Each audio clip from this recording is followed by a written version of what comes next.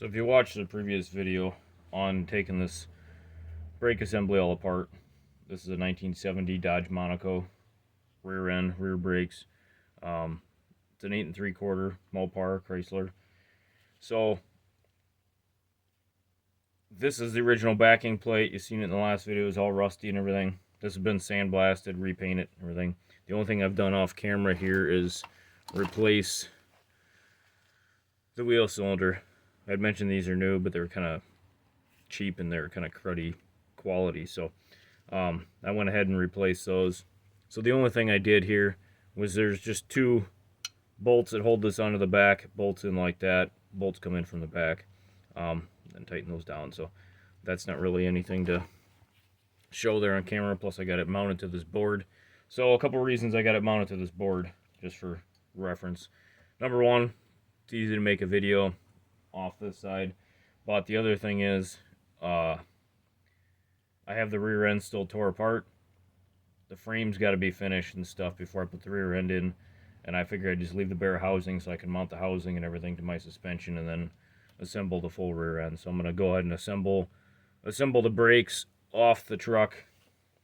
Well, this rear end's going in a truck, I should say. That's why it's off there. So this one, I'm going to assemble it off the truck, and then as soon as I get everything ready there, I can just pop the whole assembled unit on. So a few things, if you do decide to do this, you'll want to, I cut two holes in the back right beside these two holes here with a hole saw, 2-inch hole saw. I'll show you why in a second, because you're going to need access to that back for the pins there. So as far as the brackets and stuff go, these were the old brackets. These have been sandblasted and repainted as well, because there's a couple things that you don't, they're either hard to find or they're not a normal wear item, so they're not readily available at part stores and things like that. If you're looking for numbers and stuff, and notice the side, they usually list the side stamped in it. This one's got an L.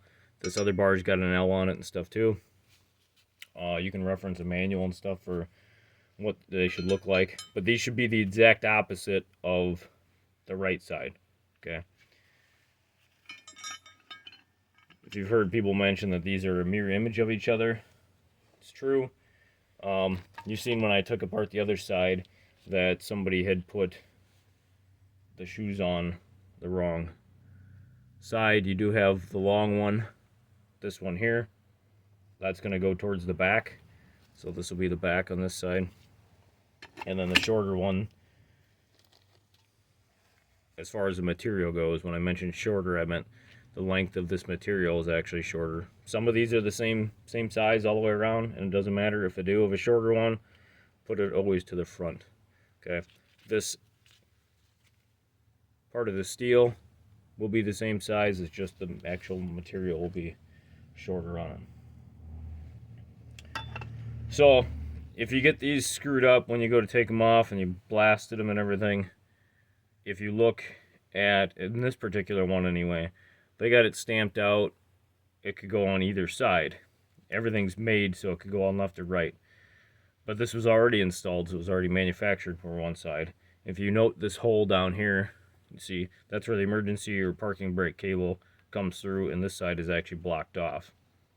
This could be drilled out and used on either side, but this is already that way. So cable came in that side. So I know this is the left side of the vehicle.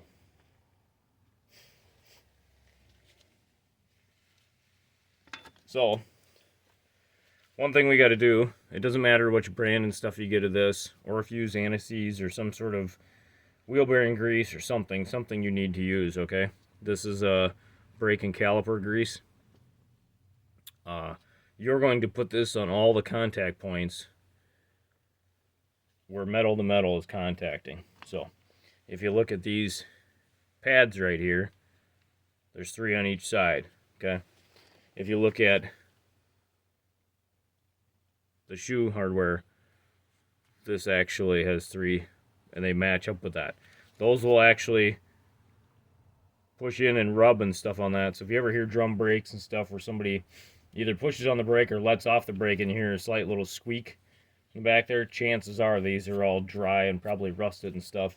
I've seen a lot of times where people redid brakes and didn't even bother lubricating anything. That goes for calipers and stuff too, the slide pins and all that stuff. Lubrication is king and all this stuff. So you're going to take and put a nice little thin layer on each of those points.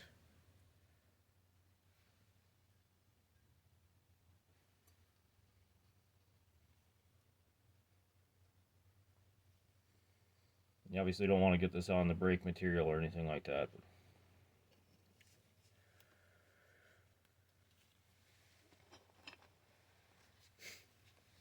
Next, we're going to find out. So these drum brakes get kind of a bad rap as far as like complexity and stuff, as far as putting them back together and figuring out where everything goes and how everything functions and stuff. If you know the process, or there's a couple different processes you can use and stuff, but I'll show you when I go through it to make it less painful and less kind of a headache fighting springs and all that stuff. Here's another point I forgot to mention. I didn't get these painted yet, but for video's sake, we'll get these assembled in there anyway. So these come out of the end of the wheel cylinders, and they end up pushing on the shoe itself. These do not come with wheel cylinders, so you will have to either locate new ones if yours are in real bad shape, or in this case I just wire wheeled them a little bit. You could sand them, paint them, all that stuff, but for video's sake we'll get this in here. I went ahead and lubricated the end of this. You can use whatever you want, but I end up using this Glide and stuff if you ever have O-rings and things like that, any rubber parts. This stuff works really good for that, and it doesn't eat away at the rubber or anything. So I lubricated that for a couple of reasons. Number one, I don't want to dry tear the rubber seal as it goes in, but it also creates a moisture barrier and stuff, so I don't have moisture seeking in and kind of ruining that area in there. So those are in. One thing to do is, I know this is my front side, so my front shoe is going to have to go on there like that. The back shoe on this one is where the parking brake and stuff get assembled too. So instead of rushing through doing stuff, I like to prep a few things before it actually gets assembled on there. It makes it a little easier. So you're going to have a couple components with this. This arm is what activates the rear parking brakes or emergency brakes. It's basically a mechanical option for this. So there's kind of this springed washer, and normally these fit like they just slide on here. For whatever reason, these ones are the last one kind of fought me too, but I don't have the hole quite big enough in there. But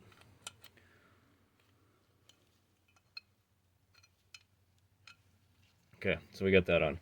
One thing I want to mention here with hardware. So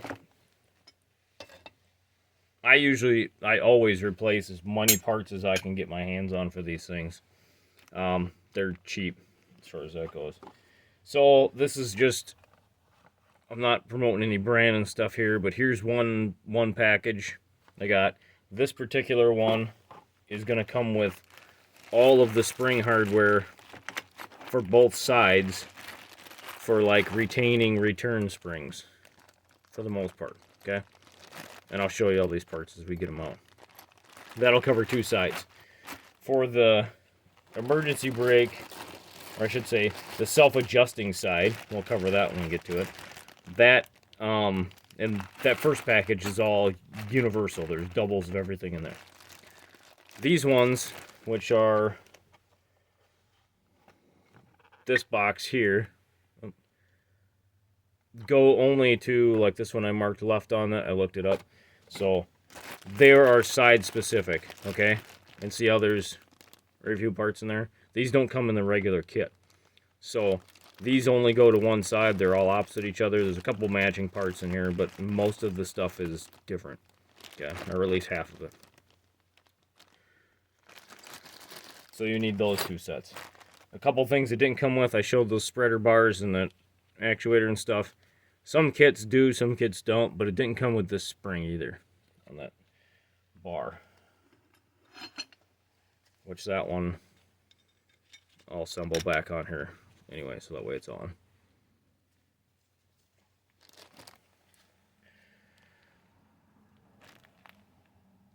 The left and right side thing did come with the self-adjuster. Those are particular to each side as well. They do have opposite threads of each other. So one has reverse threads, the other one has regular threads for going in and out. You can see that end there. It has an L stamped on it for the left side of the vehicle. And the sides of the vehicle are always sitting in the driver's seat. This is at least in the US anyway. Sitting in the driver's seat is going to be your left, on your left. I guess I should rephrase that. Anywhere is going to be left, because it wouldn't matter if you're in a different country sitting on the other side. That's kind of dumb of me. So, yeah. When you're sitting in the driver's seat, left of the vehicle's on your left side, right of the vehicle's on the other side. So, okay, so I've lubricated that. All the threads on there, they did come with something on them. I've lubricated them with that same grease I had there. You can use, like I said, wheel bearing grease, anti-seize, whatever. You just want those threads to be able to turn freely and never get corroded in there, or at least minimize the chances of them. So I've lubricated this end, this swivels too, and I'll show you how that works once we get it in there.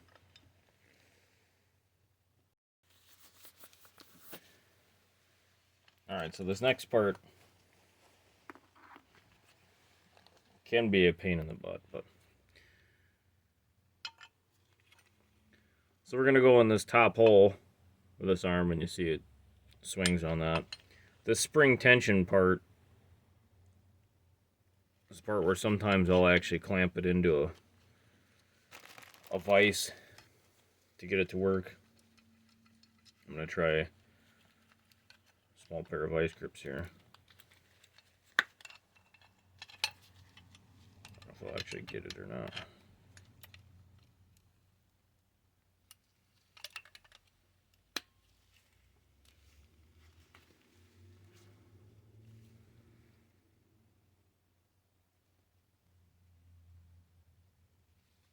Alright, so you see how I got that groove exposed there? So next you're going to take this little saddle piece and you're going to drop that on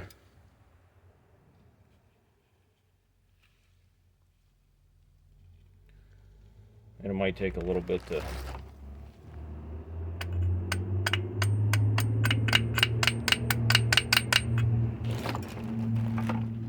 tap it on there just a little bit to get it started. You can use a pliers or a side cutters like this and just get that started down. Then I take the vice grips or take it out of the vise, and I'll take and work this down the rest of the way and seat that in the groove.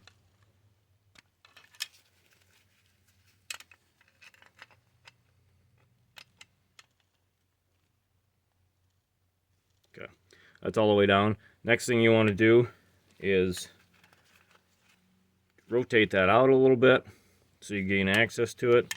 And what I'm going to do is take these side cutters and I'm going to squeeze it if I can get it on there.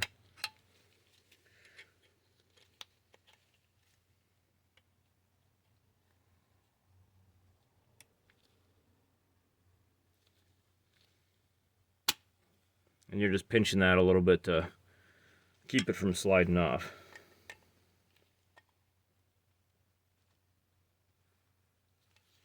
Okay. So that still swivels back and forth. It's got nice tension from it. Always this thing will walk around if it doesn't have that spring in there. And then it also keeps tension on that retainer. So that's one thing I do. It makes it so much easier before I do this.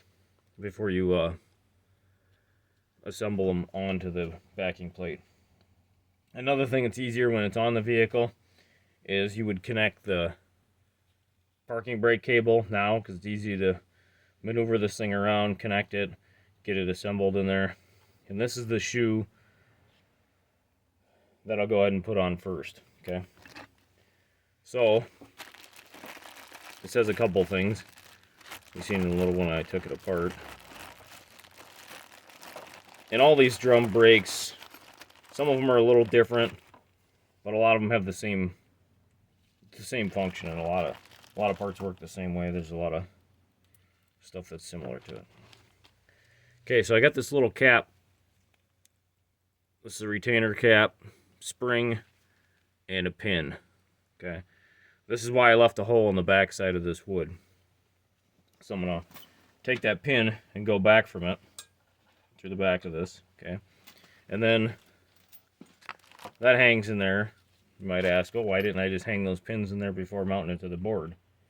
I did that on the last one.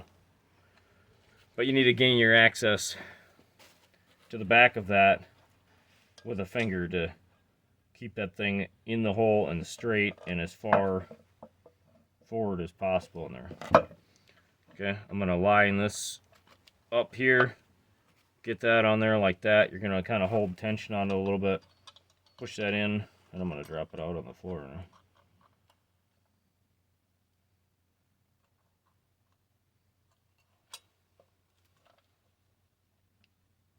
Okay, and that's going to hold tension on it a little bit. Then I'm going to take my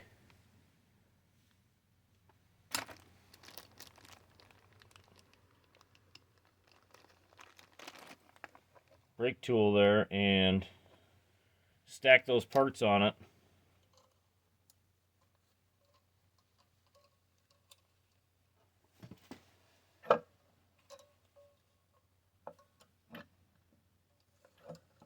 Watch me fight this thing now that I'm on camera.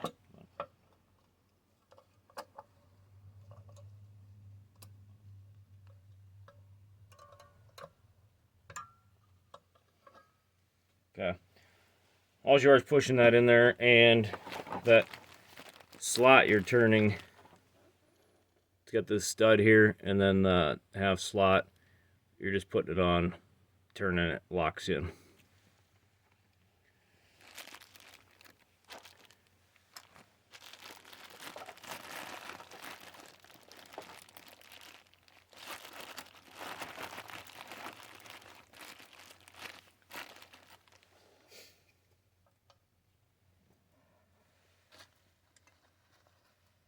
So the next part we have is we're going to put on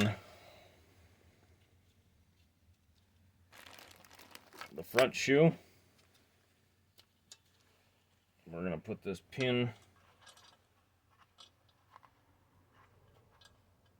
in there.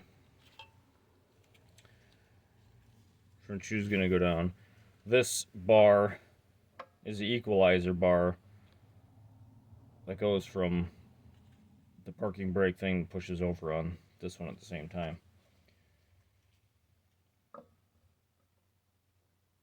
So I'm basically going to line this guy up on here. Oh, I'm going to put this on first.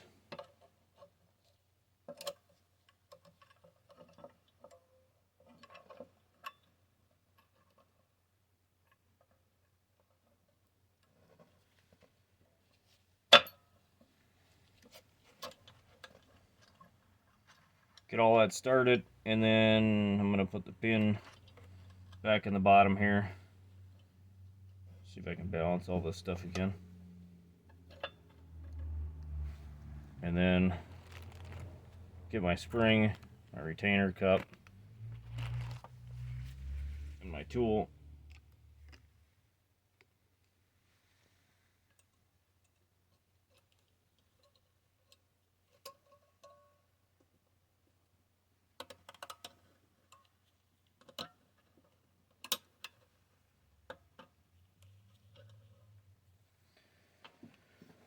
Lock it in like that, and then I'm just gonna shift this stuff up. It all lines up, sits in there nice.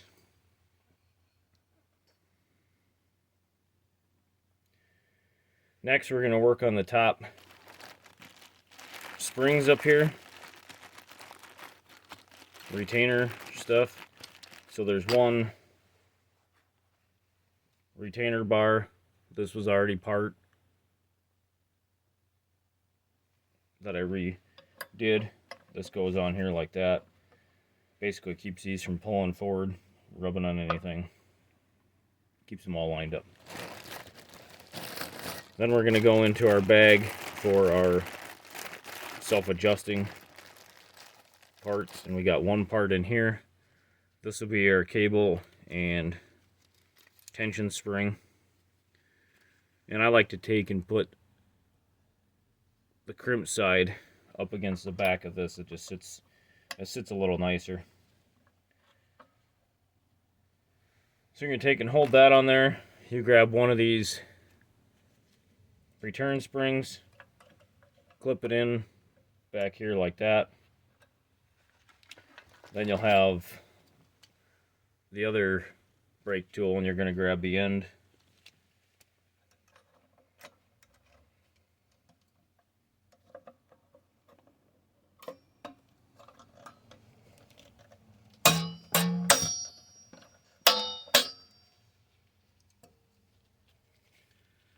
And I've done something wrong here. I was supposed to, here, we'll take this off, I'll show you. So the spring is supposed to drape up over so it rides behind, and I'm missing a part in there.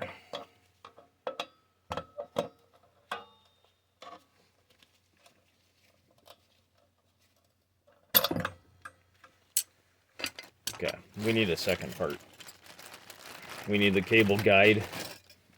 The spring holds the cable guide on. So you're going to put that in the hole first. Then the spring holds that in. This part you can just have draped up over the shoe for now.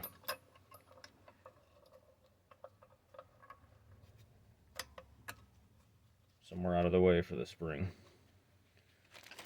And then you're going to put your spring on.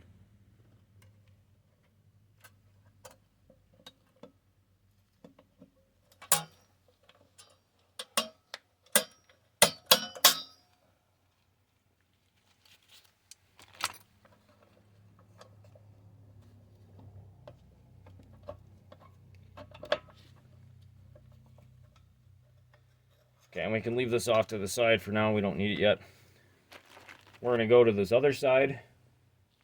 And there's nothing that gets mounted in this hole now, except for the spring. We're going to install this side in the same stud up there.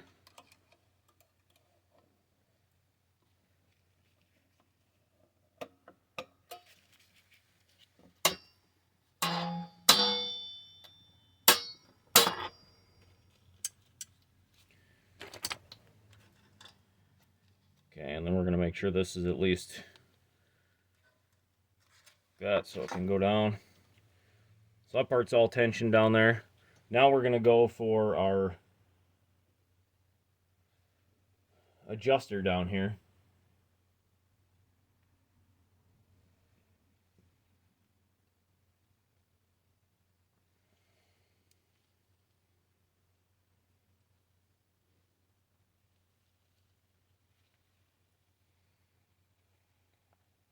And if you look, it's got starred teeth on it that only go in one direction. So this side's going to go towards the front.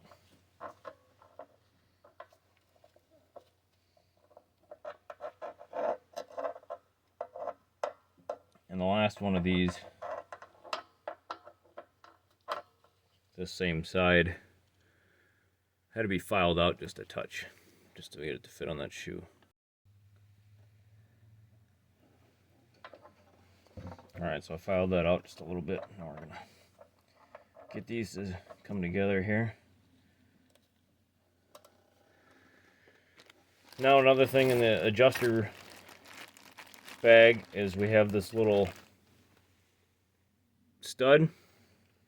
This one's going to go in, there's two lower holes. You can't really see them there, but there's two lower holes. They're going to go in the lowest one, but away from the second one away from the thing.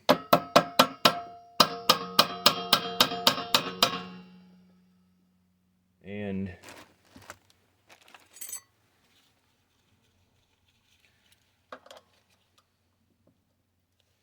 I just did that wrong. It's in the right hole, wrong side. So, if you do that, you can wiggle it around. It's kind of a press fit. Walks out. This almost made that mistake. So, this goes on the exact opposite side. In fact,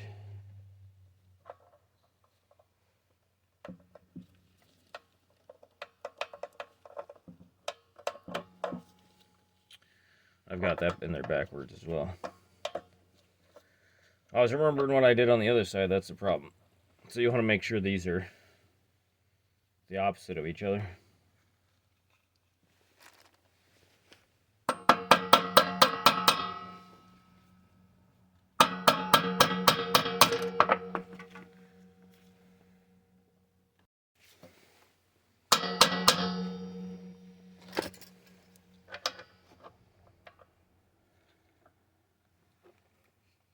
Okay, after you get that stud in there, you are going to, this one's in the regular spring bag.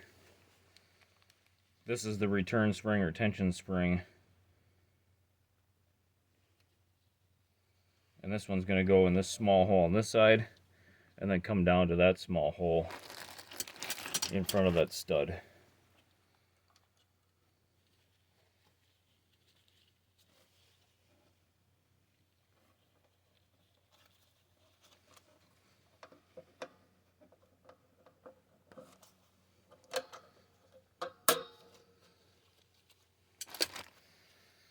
Okay, so it keeps tension on that now. Now back to the bag with our adjuster pieces in it. So the only thing I have left in here is this rubber plug. So this piece is going to go in, and it's got this little double hole in there. Big one to get it on, a little one to go in there. That goes on like that. First we got to put this spring on, and these are opposite from each side. Okay, so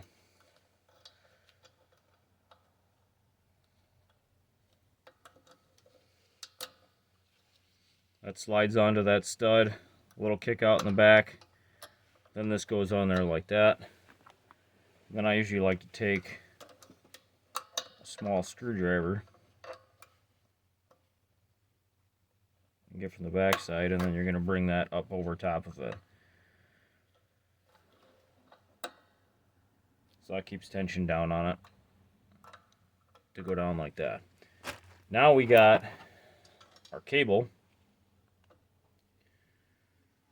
We want to put that in our guide. Make sure that's in there. This spring, go from the back side. You just take and lift up this shoe down here and saddle it up on there. Okay, so that's all tensioned. So the only parts I have left is one rubber plug in one bag and another plug in the other bag. So it'll cover both my holes for the bottom, so I can adjust these brakes once I get them in. I can show you that in another video here because we're not putting it actually on. But I like to leave these all loose just for putting the drums on, and then I'll tighten that up once I get everything assembled.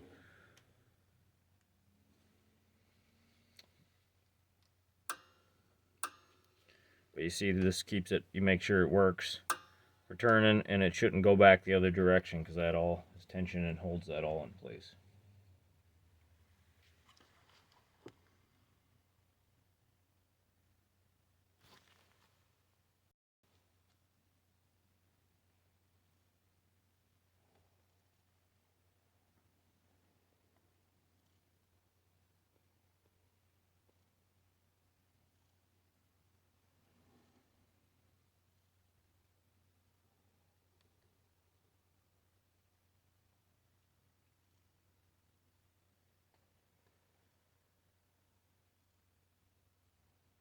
Alright, that's it for this one.